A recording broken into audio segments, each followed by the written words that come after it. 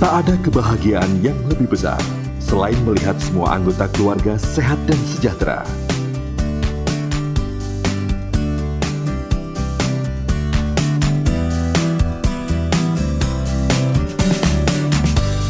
Semuanya berawal di sini.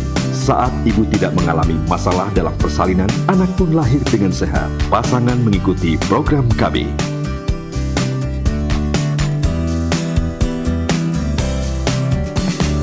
Ibu dapat mendampingi si anak, memberinya gizi yang cukup, ASI eksklusif, serta curahan kasih sayang yang cukup. Sehingga anak tumbuh besar menjadi pribadi yang sukses.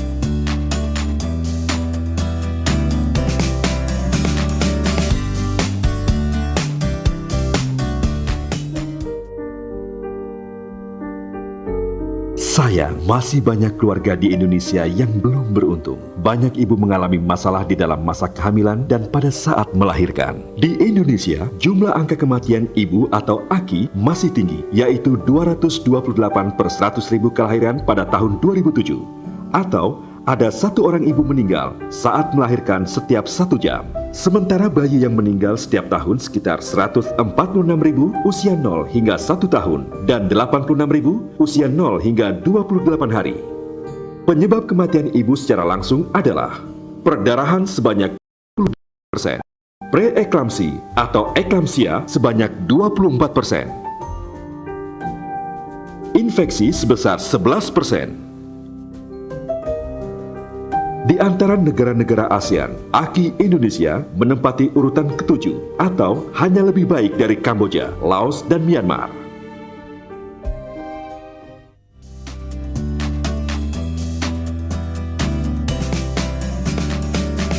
Pemerintah bersama masyarakat bertanggung jawab untuk menjamin bahwa setiap ibu memiliki akses terhadap pelayanan kesehatan ibu yang berkualitas, mulai dari saat hamil, bersalin dan nifas, dan rujukan, serta penanganan jika terjadi komplikasi. Hal itu diamanatkan di dalam Undang-Undang Kesehatan Nomor 36 Tahun 2009, khususnya Pasal 126 mengenai kesehatan ibu. Angka kematian ibu atau AKI merupakan indikator untuk melihat derajat kesehatan perempuan. Menyadari tingginya AKI, negara-negara di dunia berkomitmen untuk menurunkan AKI sejumlah 3/4-nya di tahun 2015 dari AKI pada keadaan tahun 1990.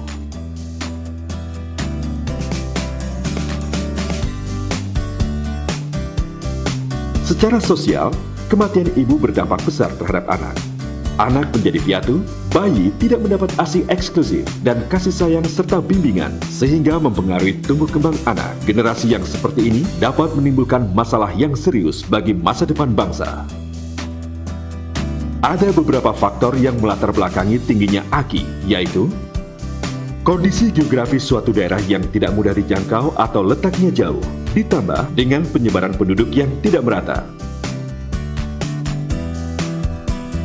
Penyebaran penduduk yang tidak merata dapat mempersulit akses ibu hamil dalam mencapai fasilitas kesehatan agar memperoleh pelayanan kesehatan dan pertolongan dari tenaga kesehatan yang kompeten.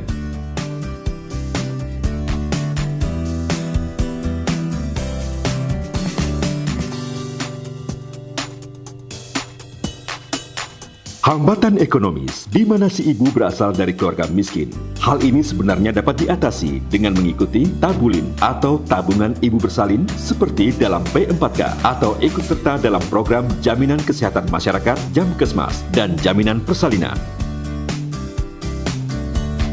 Kemudian, faktor sosial, budaya, serta adat istiadat masyarakat setempat seperti misalnya mitos banyak anak banyak rezeki.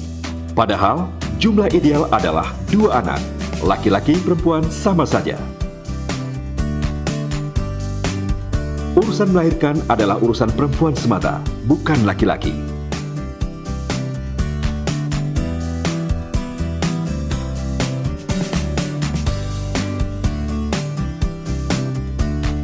Faktor-faktor tersebut berpengaruh pada munculnya 2 keadaan yang tidak menguntungkan, yaitu 3 terlambat dan 4 terlalu. 3 terlambat, yakni terlambat 1, terlambat mengenali tanda-tanda bahaya kehamilan, persalinan, dan nifas, sehingga terlambat mengambil keputusan. Terlambat 2, terlambat dalam mencapai fasilitas kesehatan. Terlambat 3, terlambat mendapatkan pelayanan di fasilitas kesehatan. 4 terlalu, yaitu keadaan ibu hamil, terlalu muda, terlalu tua, terlalu rapat jarak kelahirannya, dan terlalu sering melahirkan.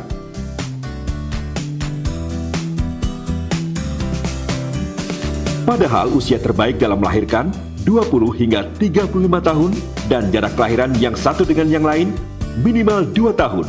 Jumlah ideal 2 anak, laki-laki atau perempuan sama saja.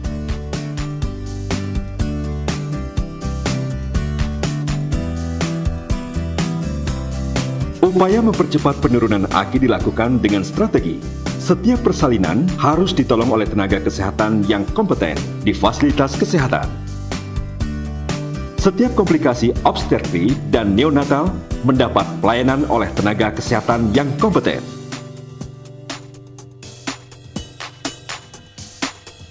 Setiap wanita usia subur mempunyai akses terhadap pencegahan kehamilan yang tidak diinginkan.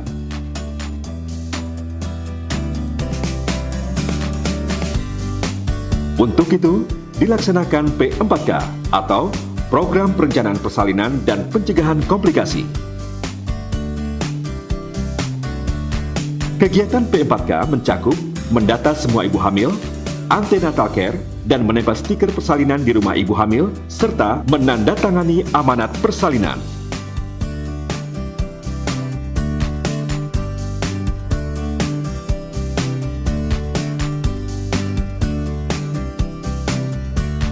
Untuk melaksanakan strategi tersebut, perlu dukungan kebijakan, pengembangan desa siaga yang mencakup usaha untuk lebih mendekatkan pelayanan kesehatan dasar kepada masyarakat desa, menyiapniagakan masyarakat menghadapi masalah-masalah kesehatan, dan memandirikan masyarakat dalam mengembangkan perilaku hidup bersih dan sehat.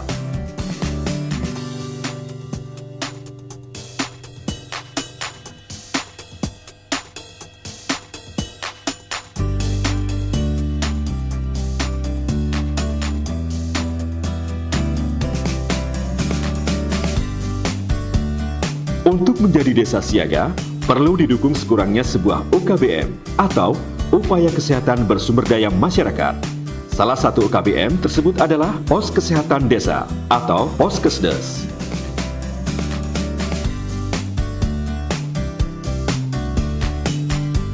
Dengan dukungan kebijakan Desa Siaga dan Poskesdes, P4K dapat berjalan.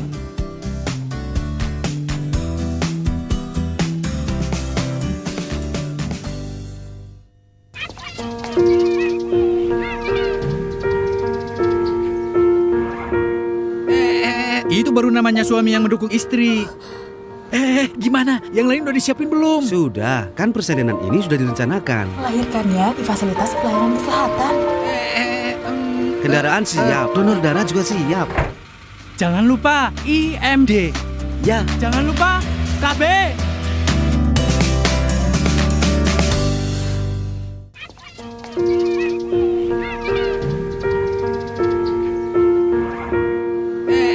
Itu baru namanya suami yang mendukung istri. Gimana? Yang lain udah disiapin belum? sudah, kan persalinan ini sudah direncanakan. Melahirkannya di fasilitas pelayanan kesehatan. Kendaraan siap, donor darah juga siap. Jangan lupa IMD.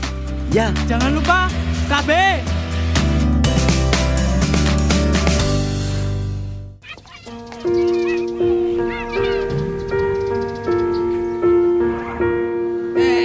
Itu baru namanya suami yang mendukung istri. Gimana? Yang lain udah disiapin belum? sudah, kan persalinan ini sudah direncanakan. Melahirkannya di fasilitas pelayanan kesehatan. Kendaraan siap, donor darah juga siap. Jangan lupa IMD. Ya, Jangan lupa KB.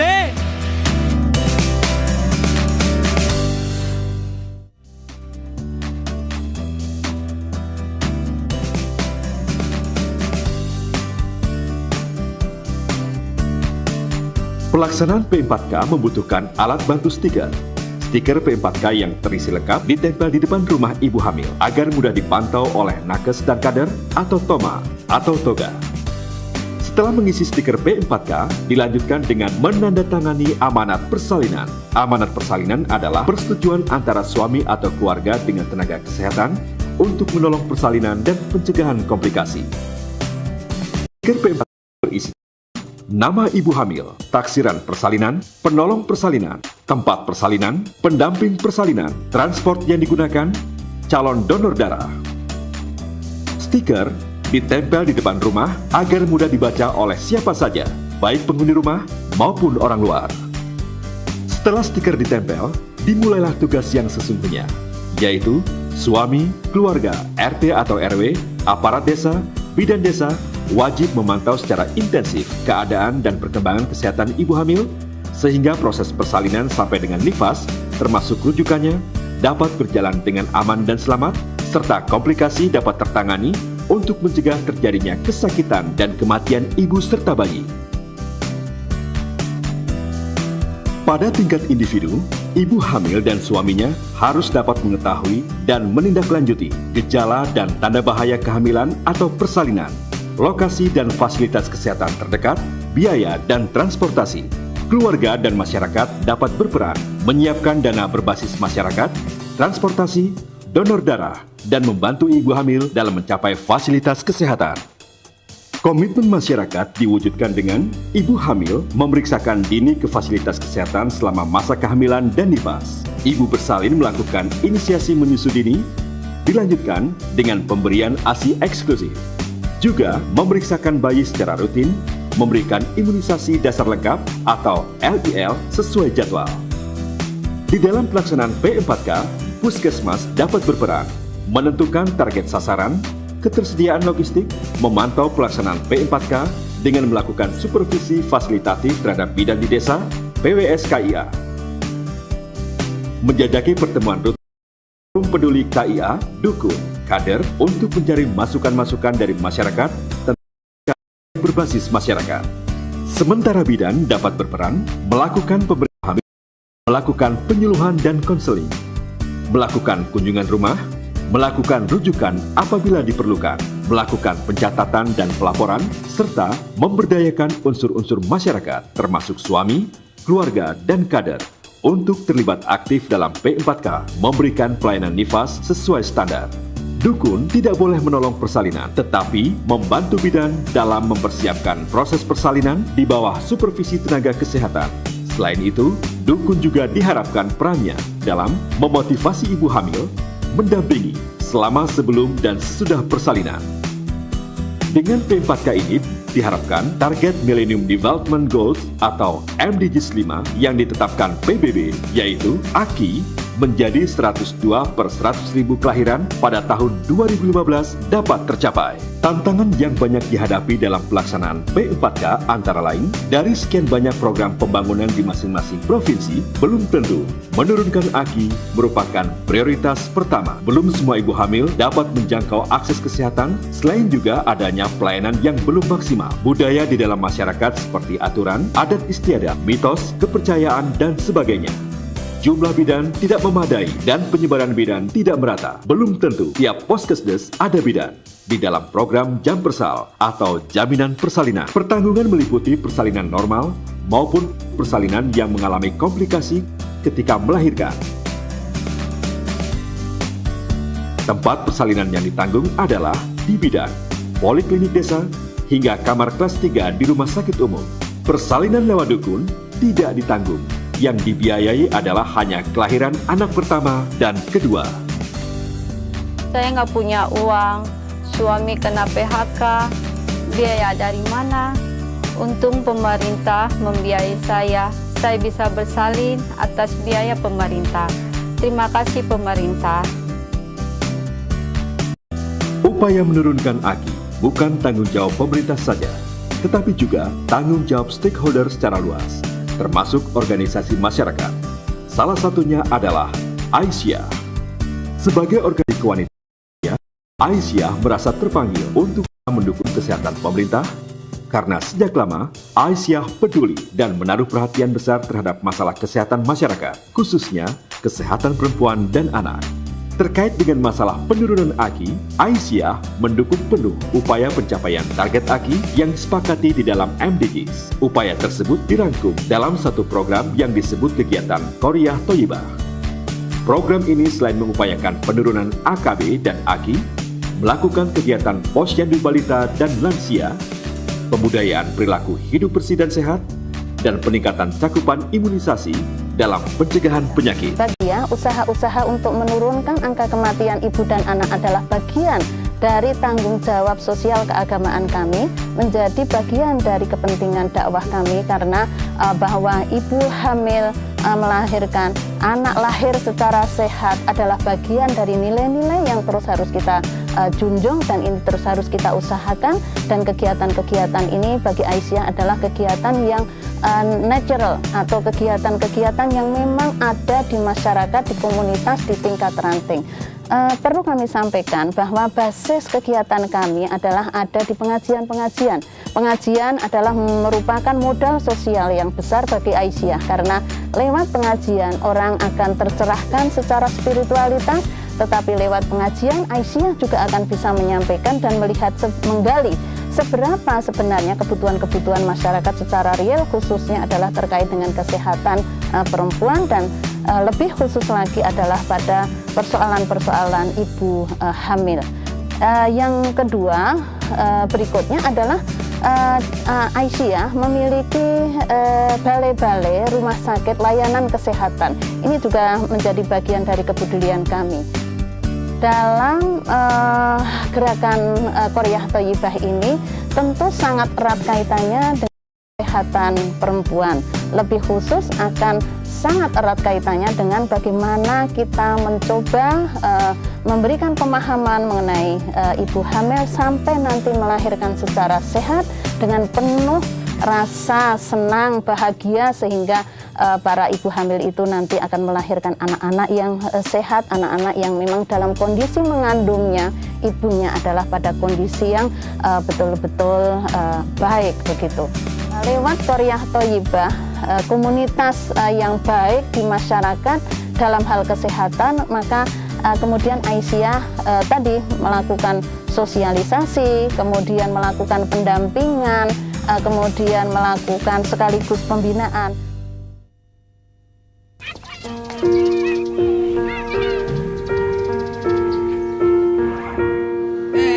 Itu baru namanya suami yang mendukung istri.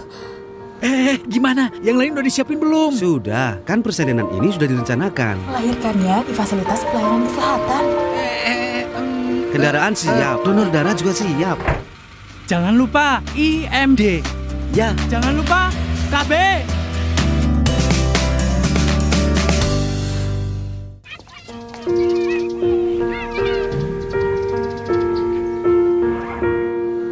Itu baru namanya yang mendukung istri. Gimana? Yang lain udah disiapin belum? sudah, kan persalinan ini sudah direncanakan. Melahirkannya di fasilitas pelayanan kesehatan. Kendaraan siap, donor darah juga siap. Jangan lupa IMD. Ya, Jangan lupa KB.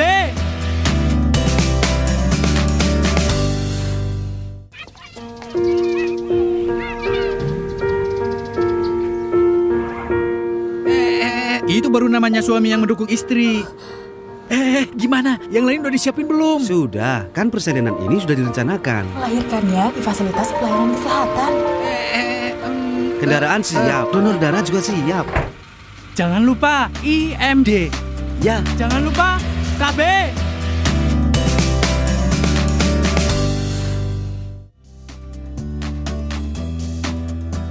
UNICEF di tahun 2008 juga turut aktif membantu menurunkan AKI, terutama di perairan timur Indonesia, tepatnya di Tidore.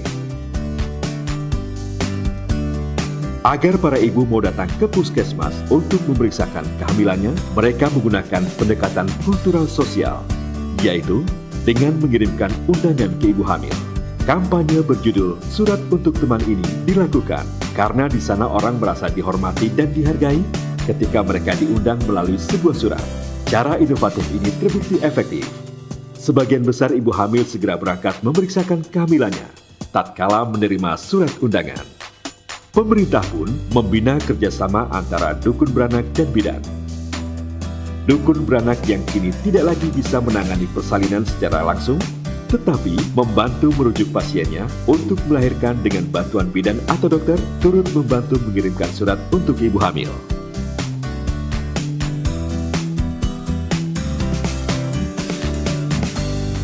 Program P4K dilaksanakan di puskesmas yang disebut PONET atau Pelayanan Obstetrical Neonatal Emergency Dasar.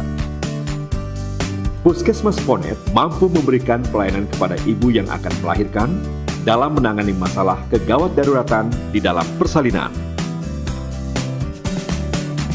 Tenaga kesehatan, terutama bidan di dalam puskesmas PONET ini, memiliki peran yang sangat penting. Oleh karenanya, pemerintah daerah turut bertanggung jawab terhadap ketersediaan tenaga bidan di puskesmas PONET.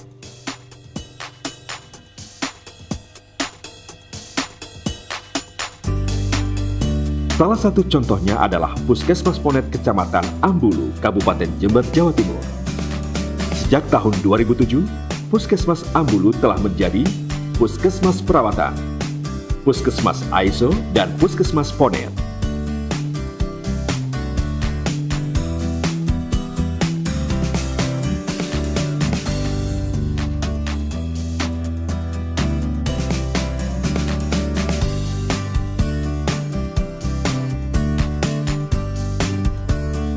Dengan visi, semua perempuan dapat menjalani kehamilan dan persalinan yang aman, serta melahirkan anak yang sehat.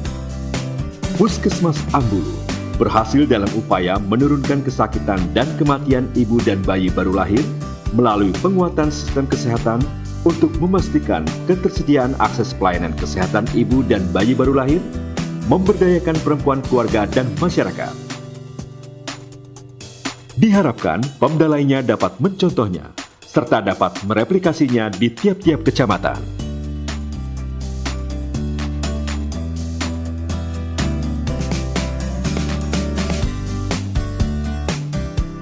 Pemerintah berperan penting terhadap keberhasilan P4K. Salah satu daerah yang berhasil menurunkan AKIS secara signifikan adalah pemerintah Kota Bekasi.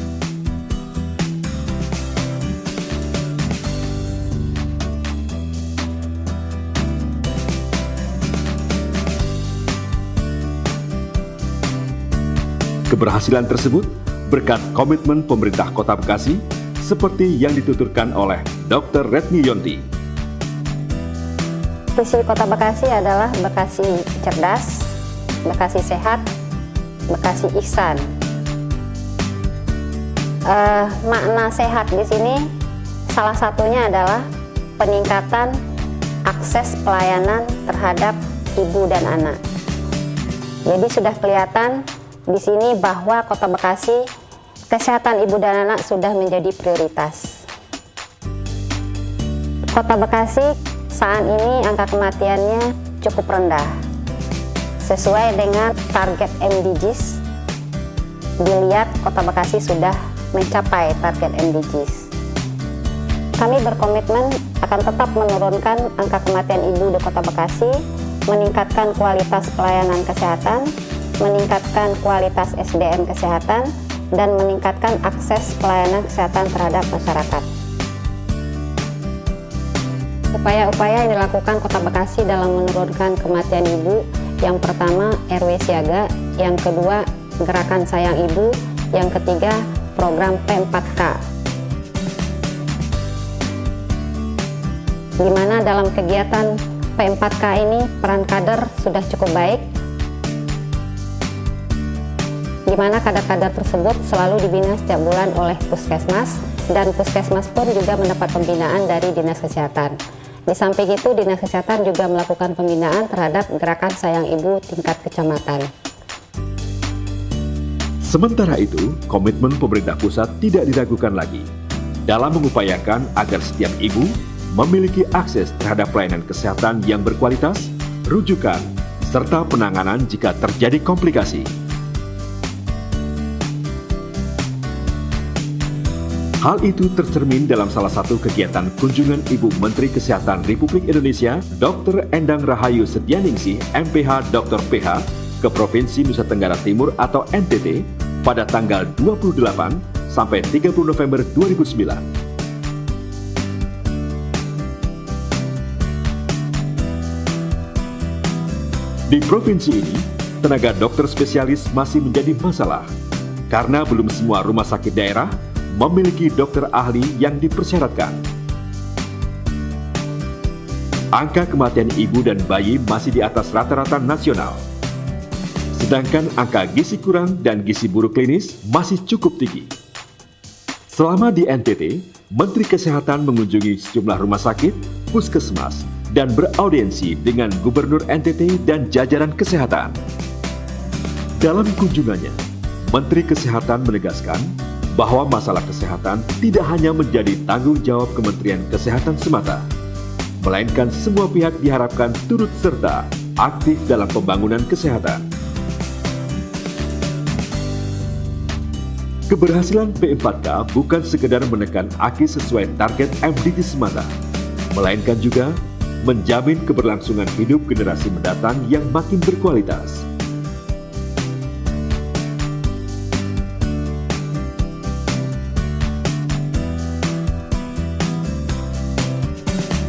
Hal ini bukan merupakan hal yang sulit selama ada komitmen dari kita semua demi masa depan keluarga dan bangsa Indonesia.